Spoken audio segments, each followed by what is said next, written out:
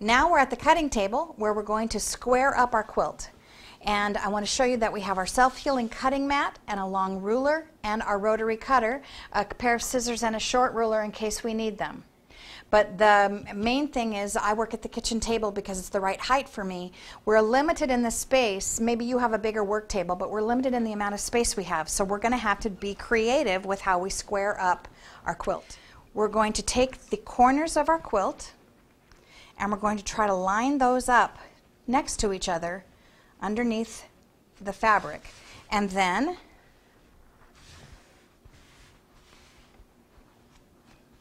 sort of eyeball it and take a look. We've got our top edge of our quilt on this side and our top edge here, and our corners are lined up pretty close. And now we apply our long ruler and we line that up pretty well because this was a square edge when we started, and we're just going to trim that away.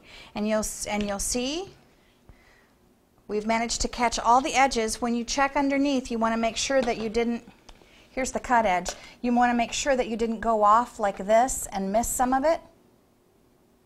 And it looks like we didn't. And then I'll just snip this away. We don't need that dragging around. And then we'll do the other short end. We're going to swing our quilt around and do the same process. We're going to find our corners and we're going to line those corners up as best we can.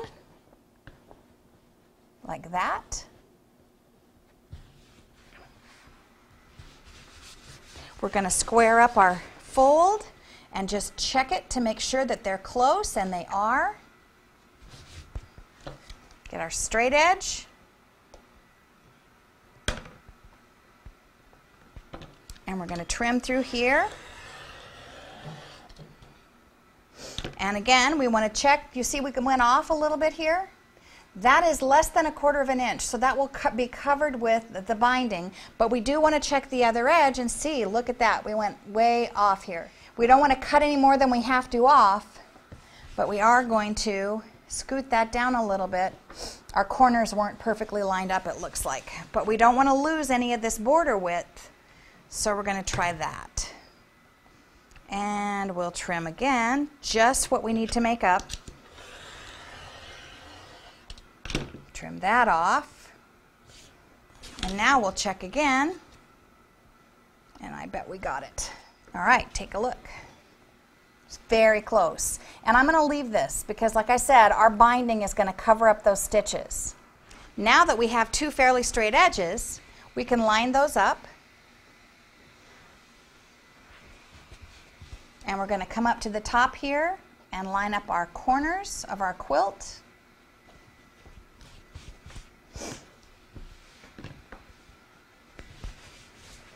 And again, we're going to make a press down the center here and line up our straight edge.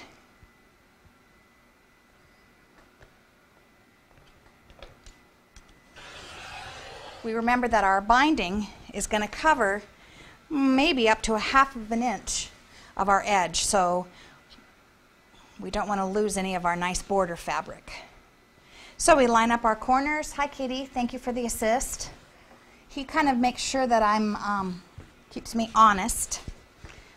So we've lined up our corners again on both sides. We line up our straight edge. And see how this wiggles out just a little bit? Even though that was straight when we started, it gives a little bit when you're applying the quilting. That you can't help but have a little bit of pucker. And here's Abu assisting. That's much better. I could take off a little bit more, but this is just a little baby quilt, and I don't want to lose any more measurement, any more real estate than I have to.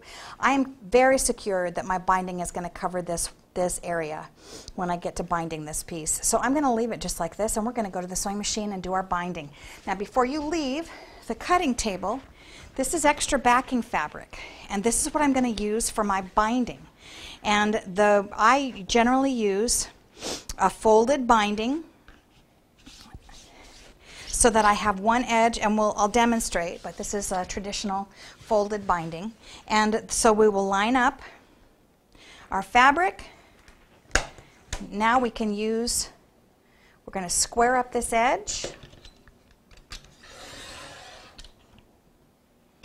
And we're going to measure all these strips for our binding. I like to use 2.5 inches.